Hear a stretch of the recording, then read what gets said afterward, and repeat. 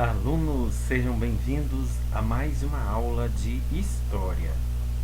E hoje vamos falar sobre Roma Antiga, continuando a civilização greco-romana que começamos já no início do segundo bimestre. Nas aulas passadas, nós estudamos sobre a Grécia Antiga, que faz parte da civilização greco-romana, e hoje nós vamos finalizar com a história de Roma Antiga.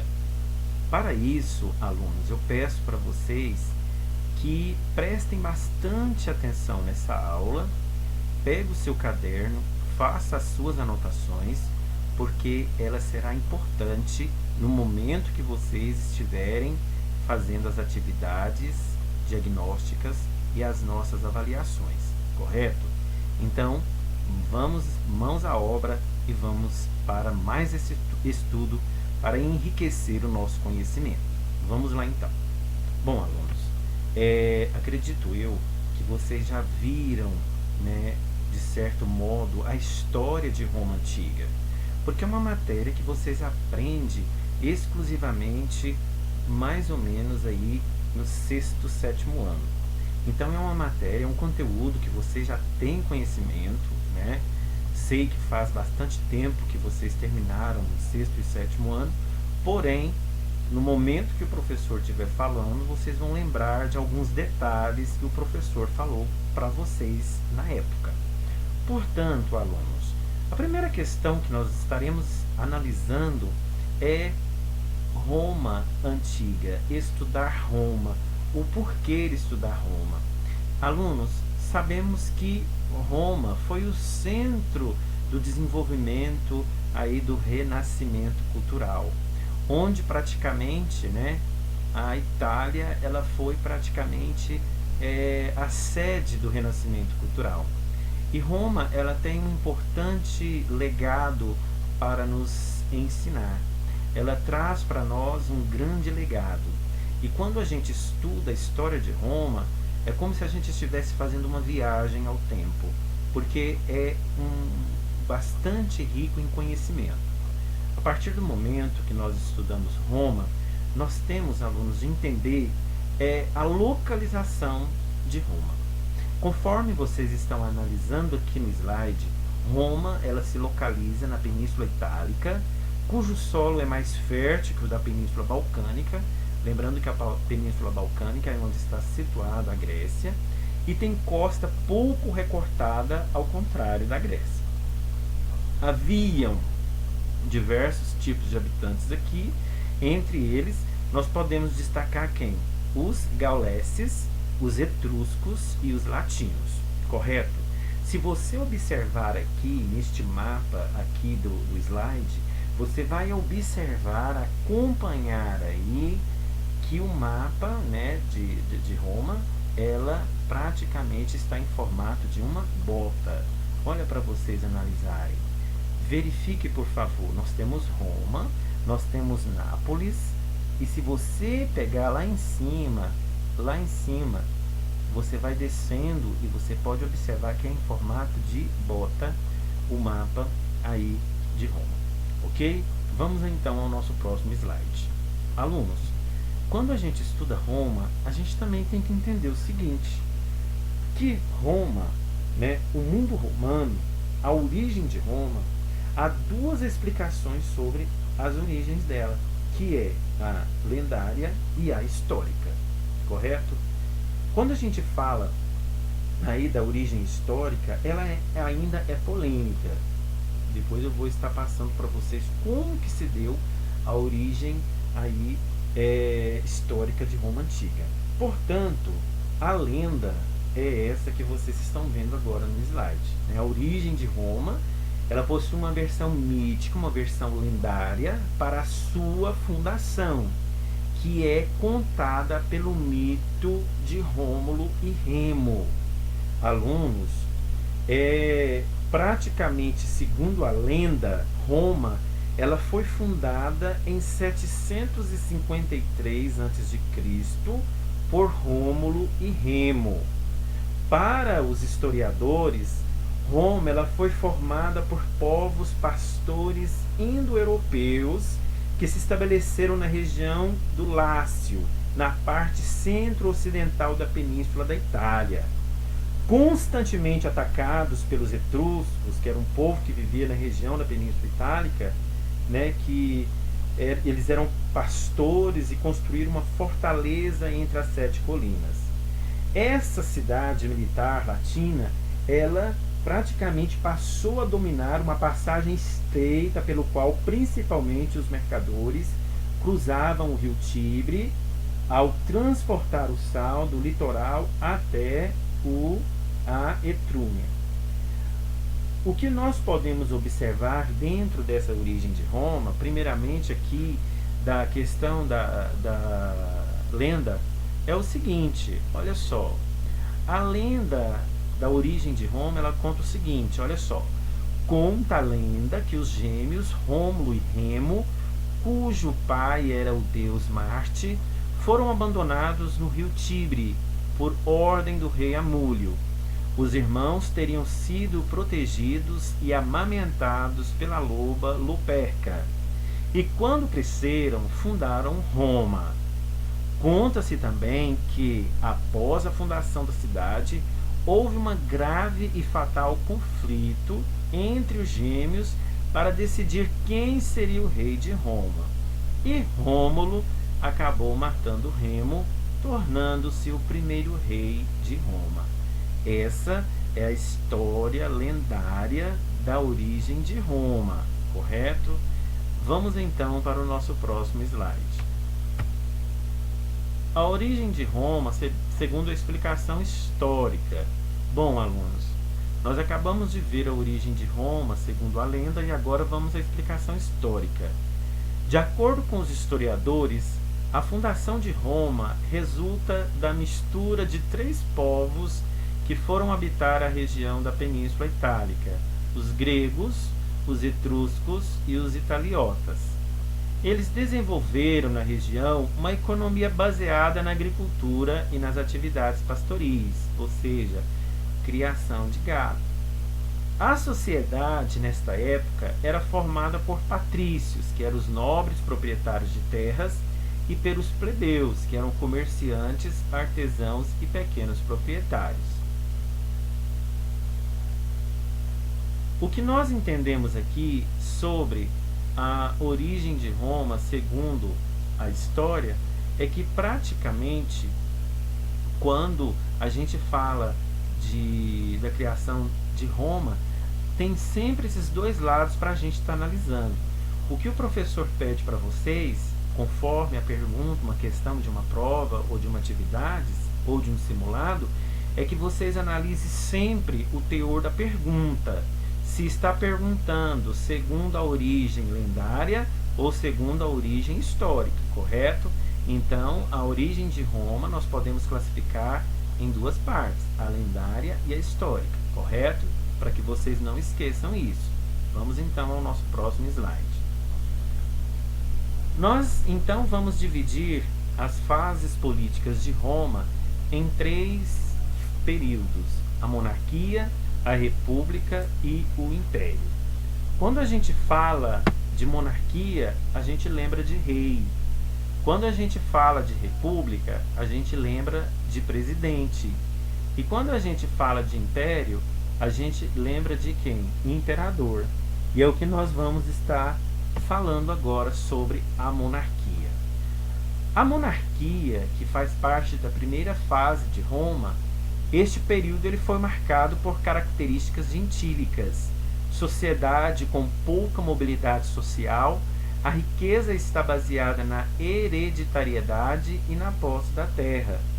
Então, a Roma monárquica, alunos, só os patrícios tinham direitos políticos. Daqui a pouco nós vamos saber quem eram os patrícios.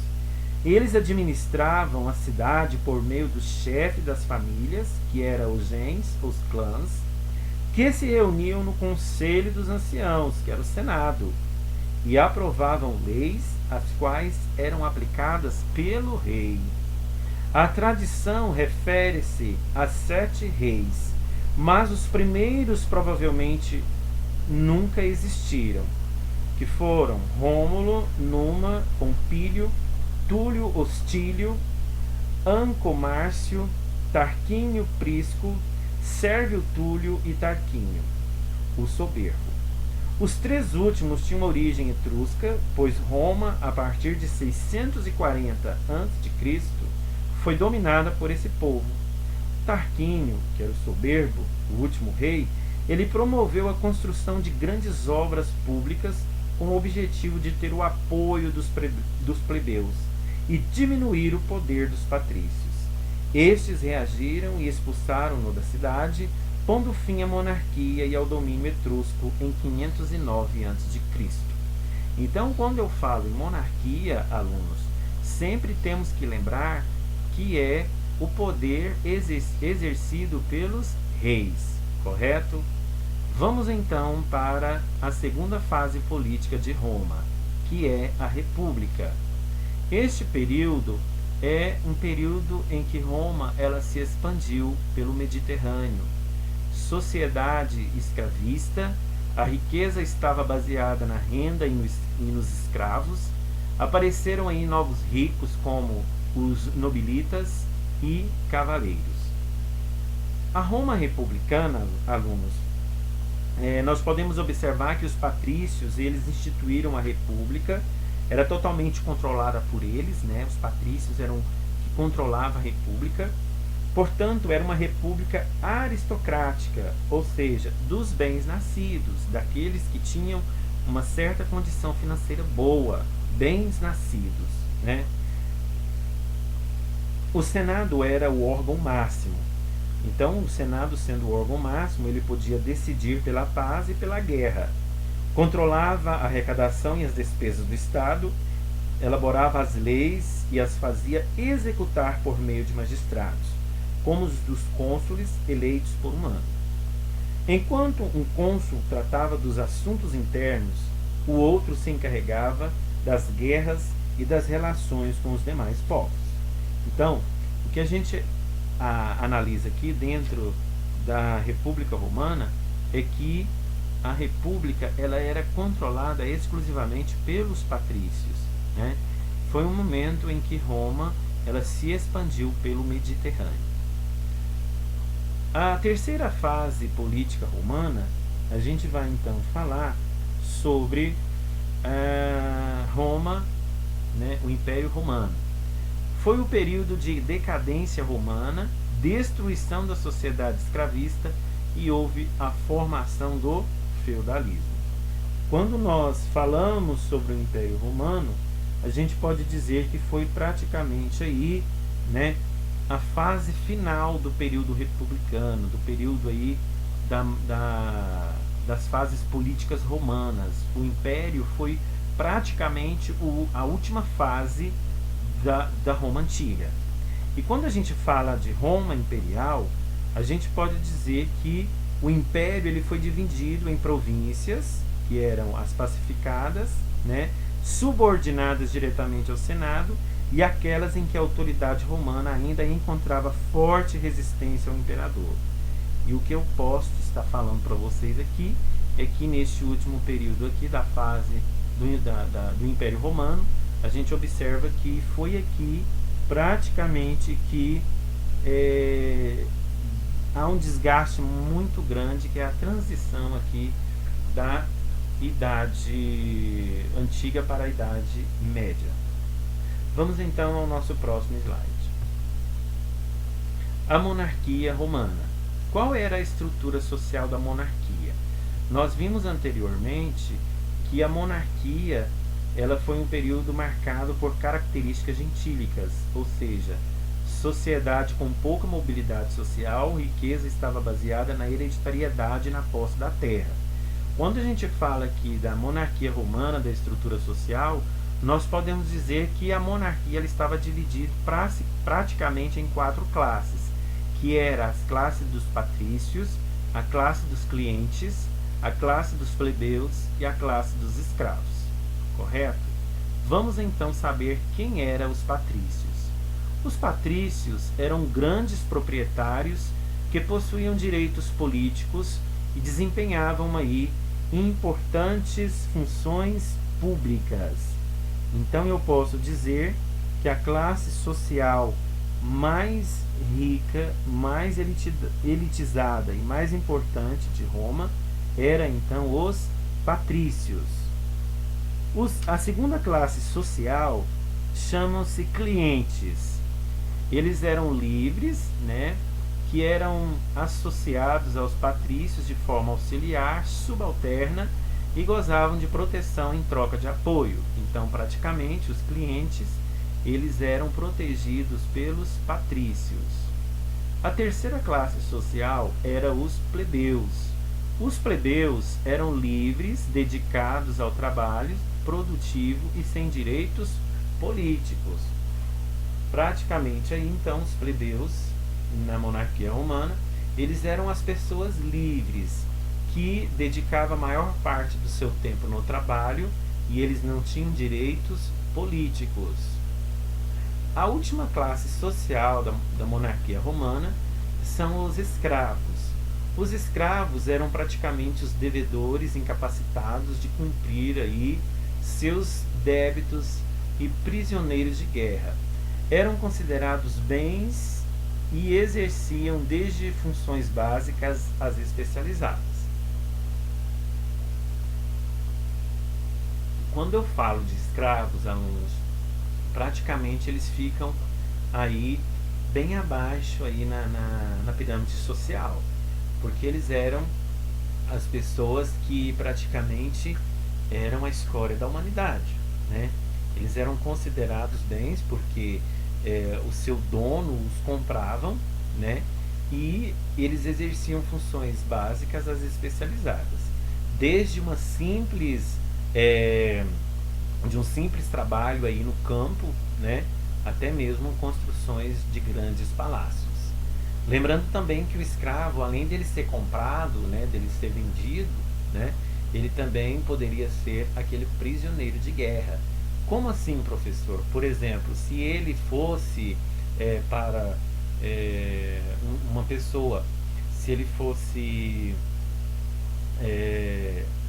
praticamente aí numa guerra, por exemplo, e eles perdessem, né, a batalha, esses soldados perdedores eles eram transformados em escravos, né? Então, por isso que a gente fala prisioneiros de guerra, ok? Vamos então ao nosso próximo slide. O nosso próximo slide está aqui a pirâmide social que nós acabamos de ver agora, anteriormente, que é a sociedade romana.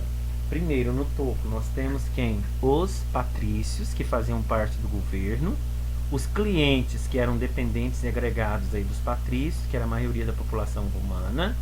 Nós temos os plebeus, que era a princípio não tinham direitos nenhum, eram os lavadores, os comerciantes, os artesãos, a massa do exército, né, que era a maioria. E por último, os escravos, que eram considerados instrumentos de trabalho. Como que eles poderiam se tornar escravos? Eram escravos por guerra, por dívidas e era a base das atividades produtivas, os escravos, correto? Quando eu falo escravos por dívida, gente, é quando, por exemplo, a pessoa não tinha condições de pagar uma dívida ou até mesmo um imposto, ele então era escravizado para que pudesse quitar a sua dívida. Por isso que a gente fala escravos por dívidas. Essa então, alunos, é a sociedade romana, começando no topo por patrícios, depois clientes, depois plebeus e por último os escravos. Vamos então ao nosso próximo slide. A República, alunos, ela durou de 509 a.C. a 27 a.C. Do século VII ao século VII a.C., Roma caiu sob o domínio dos etruscos. Em 509 a.C., houve a insurreição liderada pelos patrícios, né? Eles depuseram Tarquínio, o soberbo, e foi o último rei etrusco aí de Roma. Houve então o início da República, do latim coisa de todos, né? República significa coisa de todos, e quem comandava praticamente era a elite patrícia. Vamos então ao nosso próximo slide. O período republicano 509 a.C. a 27 a.C., continuando, nós temos aí as características gerais.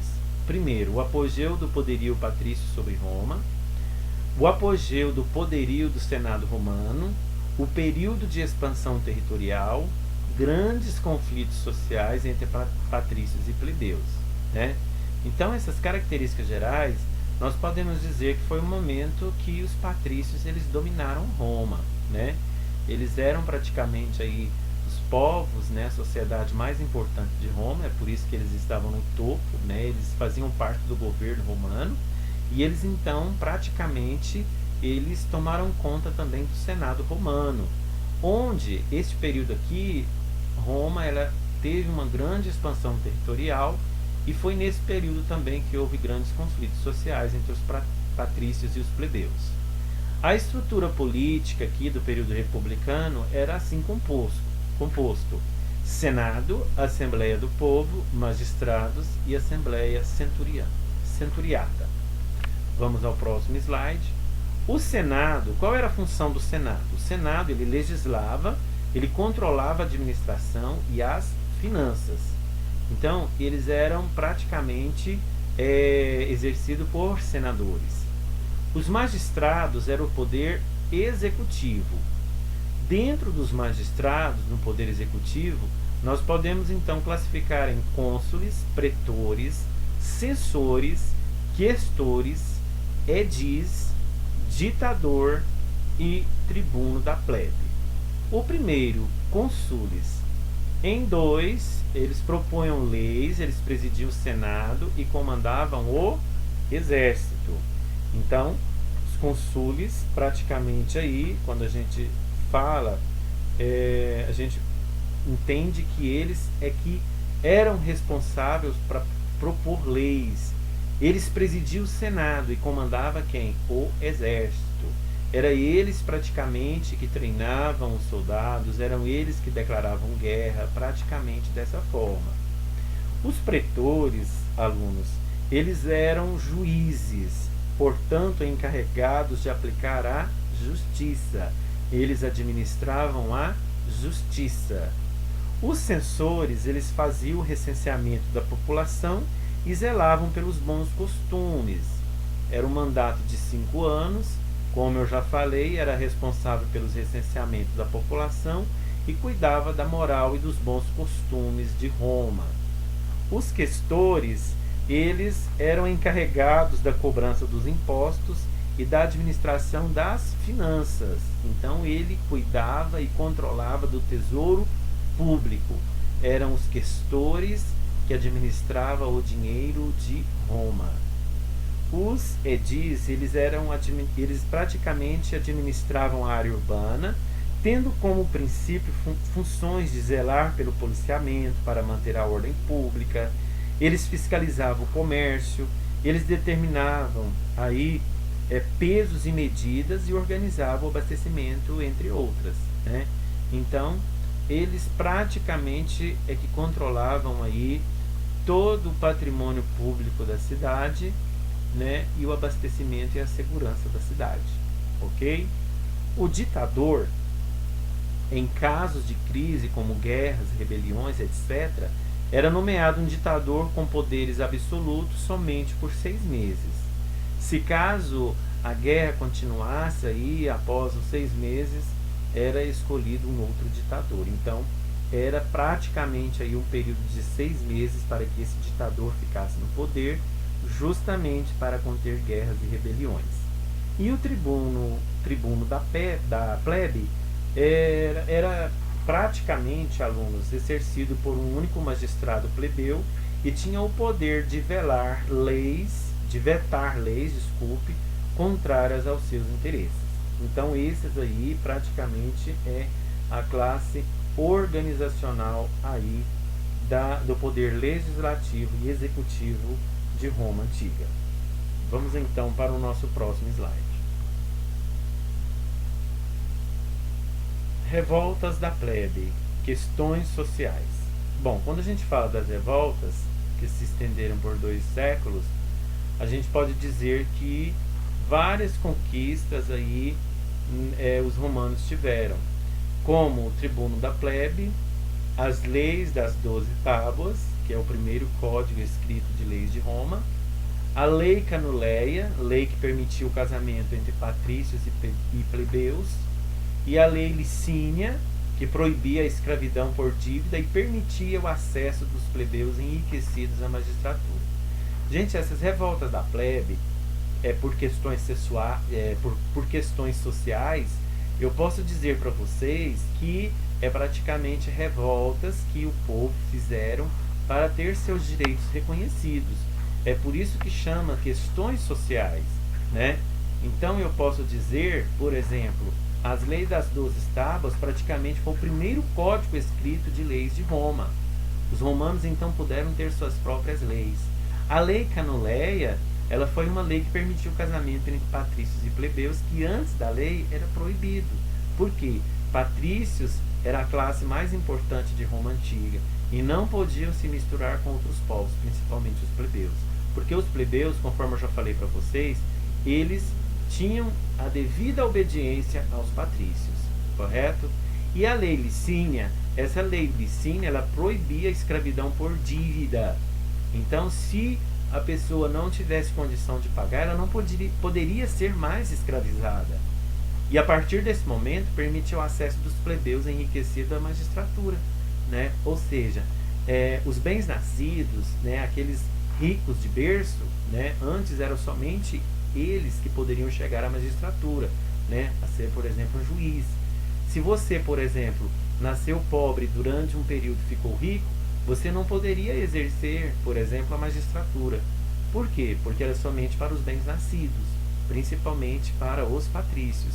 Mas essa lei licínia, ela deu condições dos plebeus que foram enriquecendo no decorrer do tempo também ter acesso à magistratura, correto?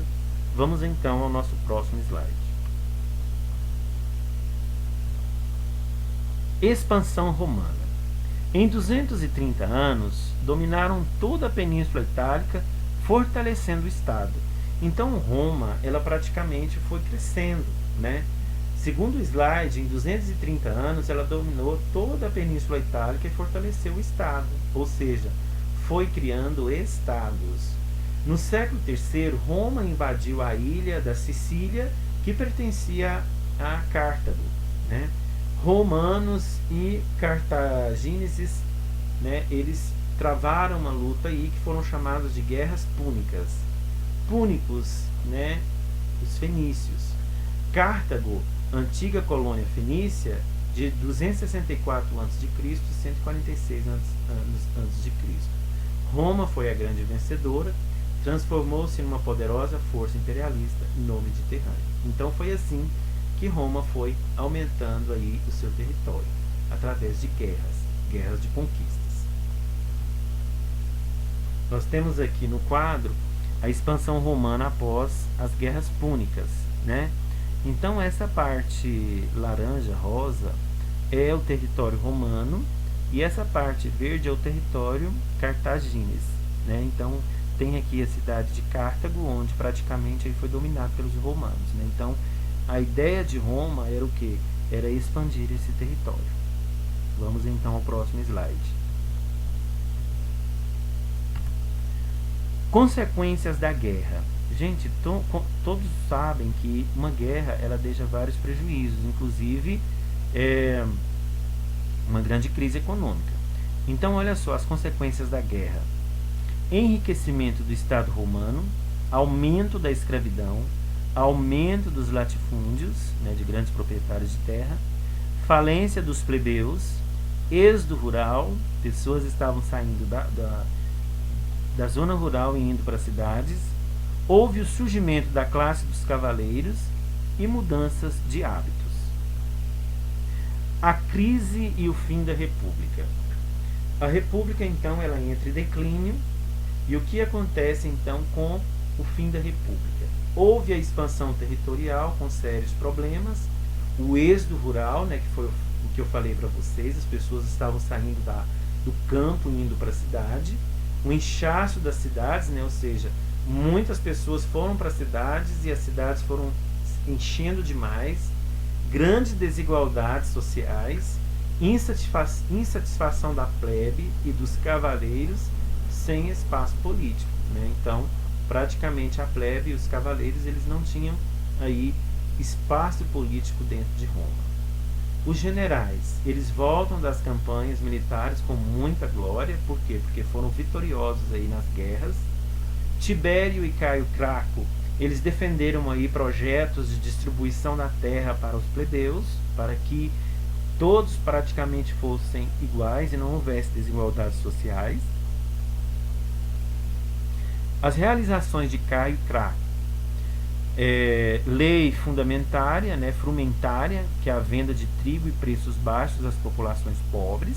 Então, Caio Graco, ele instituiu aí essa lei frumentária que permitia a venda de trigo a preço bem baixo para as populações mais pobres, dando condições de alimentos para essas pessoas, inclusive para matar a fome.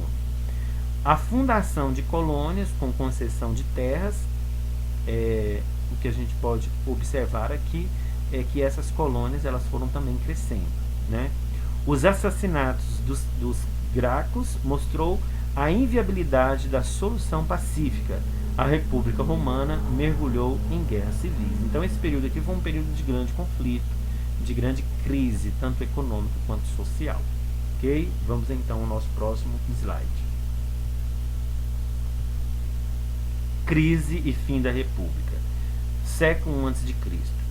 Profundamente conturbado, esse século aqui foi um século muito conturbado, foi um século bastante cheio de problemas, né? Os problemas externos, os problemas internos. Dentro dos problemas externos, a gente pode observar a revolta de Sertório na Espanha em 78 a.C. Houve também problemas internos, que foi a revolta de escravos de Espartaco em 73 a.C. e conspiração da Catilina em 66 a.C. em Roma.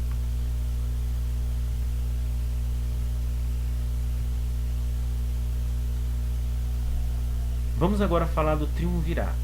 Um triunvirato, ou troika, é uma associação política entre três homens em pé de igualdade. A palavra triunvirato originou-se a partir de dois radicais do latim, trium, três, e vir, homem. Na história de Roma, existiram dois triunviratos. O primeiro triunvirato foi de 60 anos antes de Cristo. Esse primeiro triunvirato, gente, ele foi formado por Júlio César, Pompeu, o Grande e Marco Licínio Crasso, que foi considerado aí a ditadura de César em 46 a.C. O primeiro triunvirato, então, nós temos então os três aí, né, grandes líderes aí do primeiro triunvirato, que foi o Crasso, o Júlio César e o Pompeu. Aqui, quando a gente fala sempre do primeiro triunvirato, a gente tem sempre que lembrar da ditadura de César. O César ele foi apoiado pela plebe e acumulado de títulos pelo Senado. César iniciou uma série de reformas em Roma. O que ele fez aqui nesse primeiro triunvirato? Primeiro, ele construiu diversas obras públicas, ele organizou as finanças, ele proibiu o abuso do luxo, obrigou os proprietários a empregar homens livres, ele promoveu a fundação de colônias, atribuiu o título de cidadão romano aos habitantes das províncias, tentando unificar o mundo romano. Ele introduziu também Gauleses no Senado, encarregou o astrônomo egípcio Sosígenes de modificar o calendário romano. Então, essa ditadura de César foi justamente um meio onde praticamente aí houve várias transformações dentro de Roma.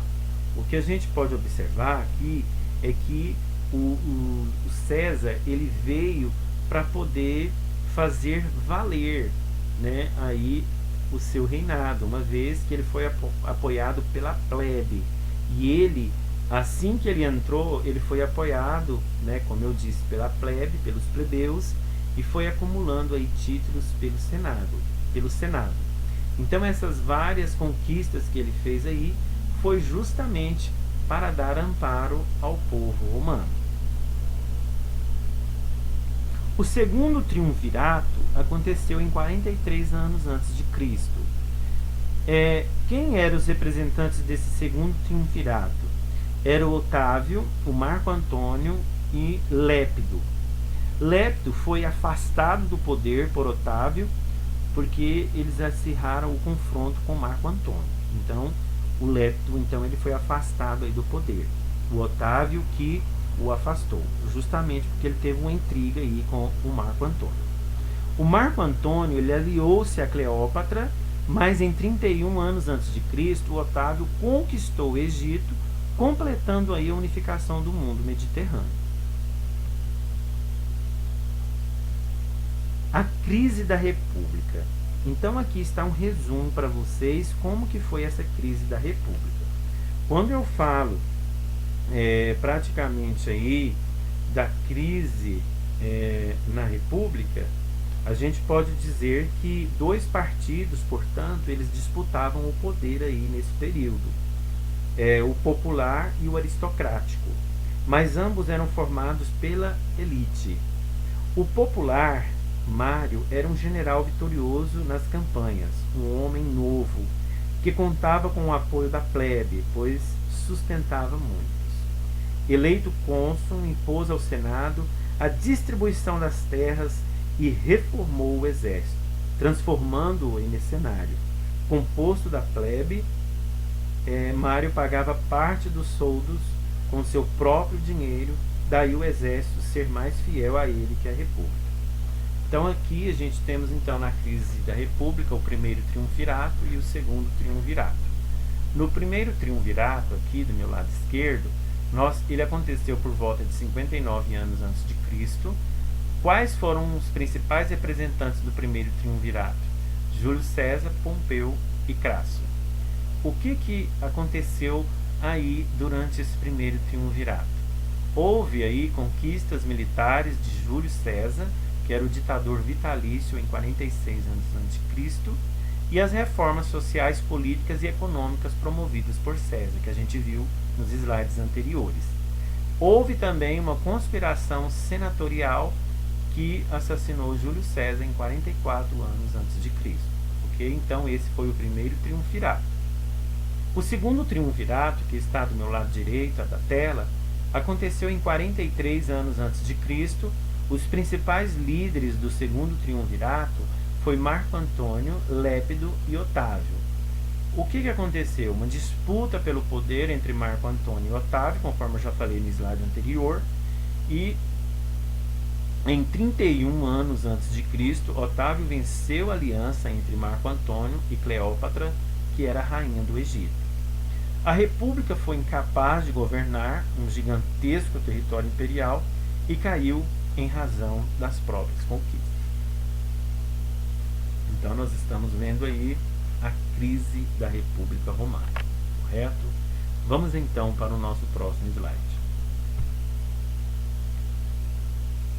O Império Romano. Vamos então agora falar praticamente aí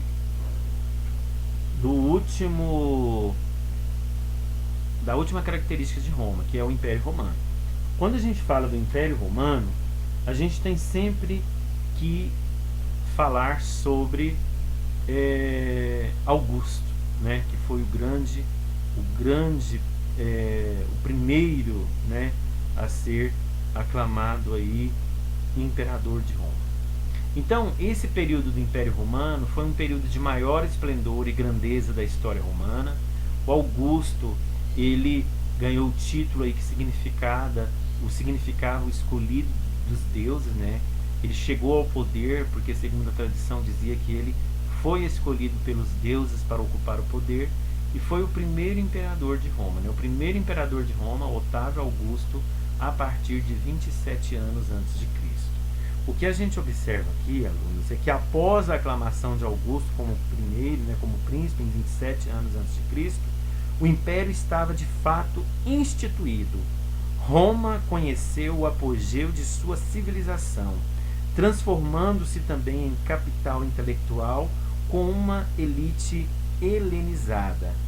Otávio monopolizava a política e promovia grandes obras públicas, mantendo ocupados a plebe e os patrícios. Os comícios que formavam a base do poder político perderam toda a importância. O exército e o tesouro se constituíram nas bases de sustentação do imperador. Otávio, declarado divino, por ser escolhido por Deus, foi até o objeto de culto religiosos nas províncias orientais. Então, este é um pouco da história do Império Romano. Vamos então ao nosso próximo slide. As dinastias aqui, durante esse período do Império Romano, foi praticamente aí quem que ficou no poder, né? Então, a dinastia dos Júlios Cláudios, de 14 a 68, né? Tibércio, Calígula, Cláudio e Nero. A dinastia dos Flávios, de 69 a 96 a.C., que foi praticamente dominado por Vespasiano e Domiciano. Houve também a dinastia dos Antoninos, de 96 a 192 a.C., né? Depois de Cristo, aliás, que foi praticamente aí exercido por Trajano, Adriano, Marco Aurélio, Antonino, Pio e Cômodo.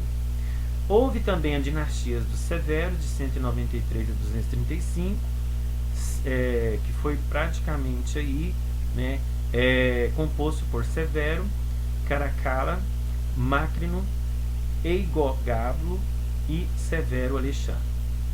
Vamos então para o nosso próximo slide. O período imperial. Nós podemos observar que o período imperial de Roma Antiga é dividido em Alto Império e Baixo Império. O Alto Império praticamente aconteceu aí no século I, 3 depois de Cristo.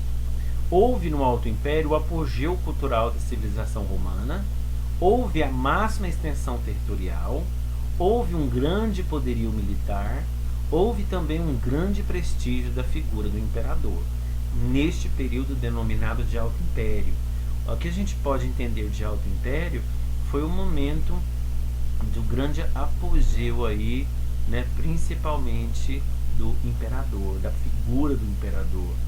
No Baixo Império, que foi praticamente aí no século III, o quinto depois de Cristo, houve aí no Baixo Império que é a decadência do imperador, as crises generalizadas e as invasões externas. Quando a gente fala Baixo Império, gente, é que quando acontece algo, por exemplo, crises, quando acontecem invasões, né? É quando não está bem um determinado império. Então, Alto Império, momento de esplendor. Baixo Império, momento principalmente aí de penúria. Otávio Augusto. Quem foi Otávio Augusto? Como foi o seu governo? Olha só, o seu governo ele ficou conhecido como Principado, primeiro cidadão de Roma. E o período aí que ele ficou no poder foi de 27 a.C. a 14 depois de Cristo. Várias obras que ele fez em Roma, dividiu a sociedade em bases cecitárias. Otávio Augusto ele fortaleceu também as fronteiras para proteger o império, que chama de Pax Romana, aprofundou a política assistencialista do Estado, conhecida por política do pão e do circo. Ele lutou sem sucesso pela invasão estrangeira através da cultura. Roma conquistou a Grécia pela força das armas e a Grécia conquistou Roma pela força da cultura. É aí que nasce a cultura romana, né? Vamos então ao próximo slide. Os imperadores aqui, né, que a gente pode estar analisando dentro desse período. O Tibério, que foi de 14 a 37, ele assumiu o poder após a morte de Augusto e assume identidade imperial. Depois, Calígula, de 37 a 41, ele consumiu o tesouro acumulado por Augusto e Tibério. O Nero, que foi de 54 a 68, ele realizou a primeira perseguição aos cristãos em 64 depois de Cristo. Depois, o Vespasiano, que governou Roma de 69 a 79, sobressaiu num período em que o império tinha 4 imperadores, direcionou suas forças para o assédio a Jerusalém em 69 d.C., que teve a primeira diáspora dos judeus. E o Trajano, de 98 a 117 d.C. Ele foi um excelente governo, aumentou aí as fronteiras até a Índia, fez muitas obras públicas, como a coluna trajana, mandou perseguir os cristãos. Então sempre tinha essa ideia de perseguir os cristãos, porque todo mundo sabe que Roma é o berço, né, do cristianismo. Então praticamente tanto Trajano, né, também como outros imperadores começaram a perseguir os cristãos, principalmente o Nero também. Vamos então ao nosso próximo slide. O cristianismo, né? Quando a gente não pode deixar de, quando a gente fala de Roma, a gente não pode deixar de falar de cristianismo, né? Jesus era judeu, nasceu em Belém, no reinado de Augusto, sendo morto no reinado de Tibério. Não aceitavam o imperador como um Deus vivo e nem a religião politeísta de Roma, porque o cristianismo acredita apenas em um Deus, né? Tem uma religião monoteísta. No início era uma religião dos oprimidos e dos deserdados. Os primeiros cristãos condenavam a guerra. Eram contrários os combates, né, de gladiadores e animais selvagens. A maneira heróica com que muitos cristãos resistiam aos sofrimentos nos martírios públicos começou a ser interpretada como algo possível devido apenas a uma força milagrosa, né, vinda de Deus.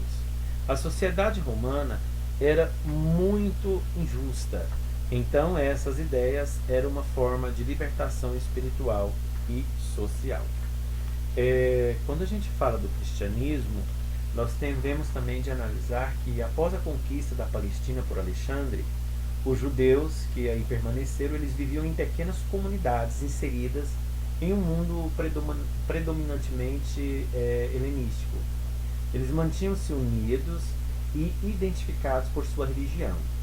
Mas ideias como a crença na vinda eterna, o julgamento das almas, a concepção dualística do bem e do mal, foram absolvidas pelo judaísmo.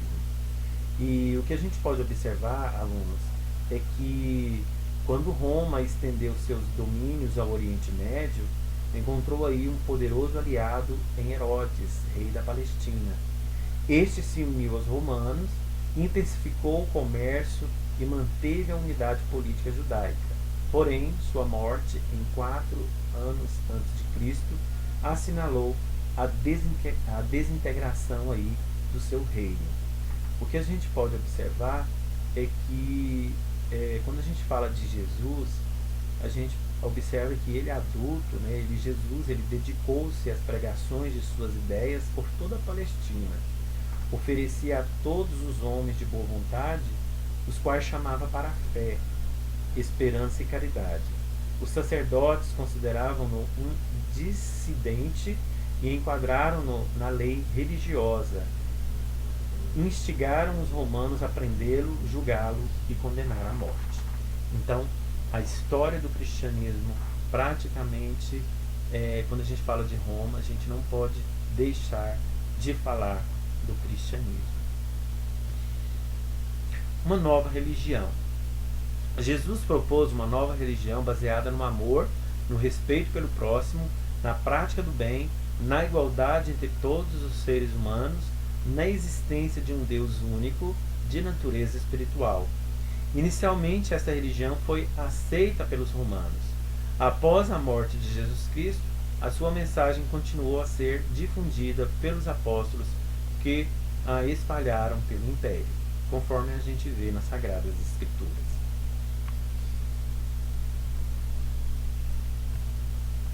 Crise do século III. É também chamada de a crise do escravismo. A insegurança e a crise econômica aceleraram aí o processo de desagregação da sociedade. As moedas foram perdendo valor, houve elevação dos salários e dos preços, piora na situação das classes populares, a eclosão da sublevação popular e rebeliões de escravos, movimentos separatistas, por exemplo, Gália, anarquia militar, legiões faziam e desfaziam imperadores. Então foi um período de bastante crise aí no século III. O Baixo Império foi de 285 a 476. Houve aí o declínio motivado por vários fatores, como a diminuição de escravos, a corrupção administrativa, gastos elevados para manter o exército e a máquina administrativa. Houve a ruralização da economia, formaram-se as vilas romanas, latifúndios, autossuficientes, escravos, substituídos pelo colonato. E também houve nesse período as invasões bárbaras, né? Quando a gente fala aí, né, desse período aí do Baixo Império, foi um momento aí de declínio do Império Romano, foi um momento em que praticamente aí já estava chegando ao colapso, né, ao fim do Império Romano, onde praticamente o que aconteceu? Várias crises, tanto social quanto econômica. Próximo slide. Bom, o que a gente analisa aqui é que nesse período do Baixo Império, houve praticamente aqui os seguintes imperadores. Olha só, o Diocleciano, de 284 a 305, ele instaurou a tetrarquia, entretanto o próprio acabava se impondo sobre os demais, instaurou o dominato, monarquia despótica e militar de tipo helenístico. Ele reformulou aí a divisão política das províncias e perseguiu os cristãos. Com o Edito Máximo, 301, procurou congelar a economia, mas fracassou. O Constantino, que foi imperador de 323 a 337, ele transferiu a capital para Constantinopla, antes era Bizâncio, promulgou aí o Edito de Milão em 313, concedendo liberdade de culto aos cristãos. O Teodócio, ele praticamente praticou aí o Edito de Tessalônica. Em 380, transformou o cristianismo em religião oficial do Império. Em 395, dividiu o Império Romano em Império Romano do Ocidente, com capital em Roma, e o Império Romano do Oriente, com capital em Constantinopla. Ok? Então esses foram aí os imperadores do Baixo Império.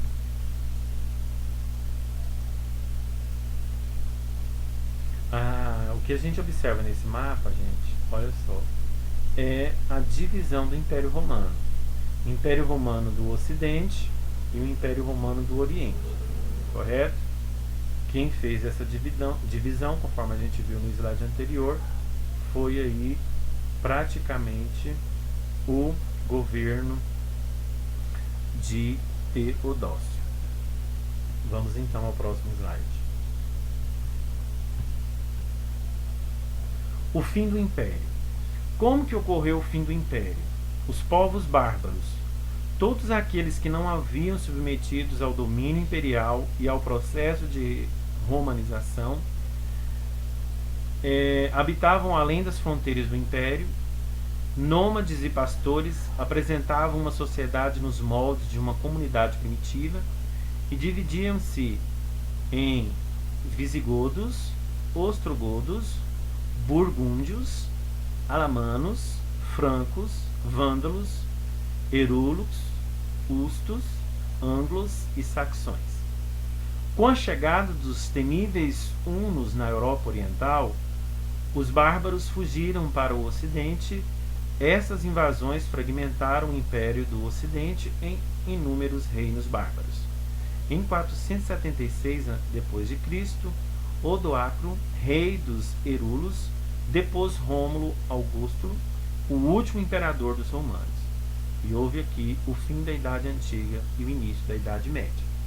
Quando eu falo para vocês naquela linha do tempo, quando a gente fala que a Idade Antiga terminou com o fim do Império Romano, a gente pode dizer que Com o fim do Império Romano, nasce um novo período para a história, que foi a Idade Média. Correto? Vamos então ao nosso próximo slide.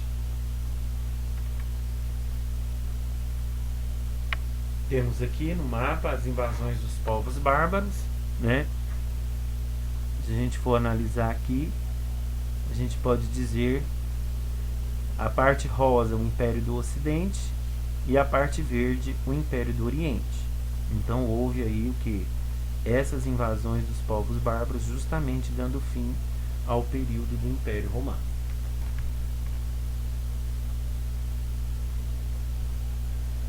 A cultura romana. O que Roma deixou para nós como cultura? O direito, inclusive as nossas leis, gente, é baseado no direito romano, ok? O direito, as leis que nós temos hoje é baseado inclusive no direito romano. A cultura romana foi deixada para nós também o urbanismo, a arquitetura, o espaço público, aquedutos. A religião é o cristianismo, que inclusive nós adotamos. Ele deixou também, né, Roma deixou para nós uma cultura rica na arte, na praticidade voltada para o público.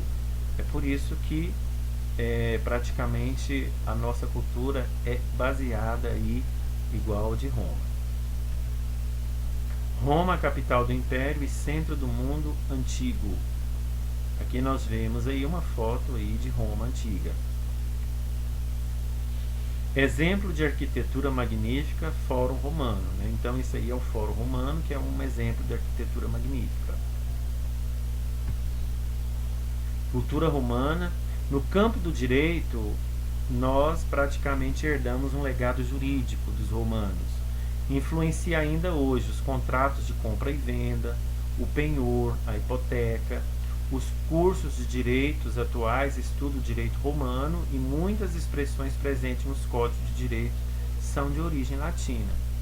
Outro aspecto do direito romano, separação entre público e privado, a literatura, poeta Virgílio, autor de Eneida, né? Então, tanto no campo do direito quanto na literatura, nós ainda herdamos aí a cultura romana.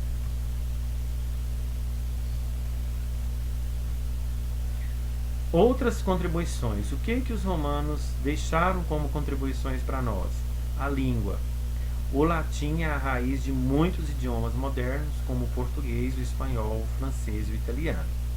A religião, conforme já foi dito, os romanos deixaram para nós o cristianismo, que surgiu no Oriente Médio, mas se desenvolveu como religião dentro das fronteiras do Império Romano.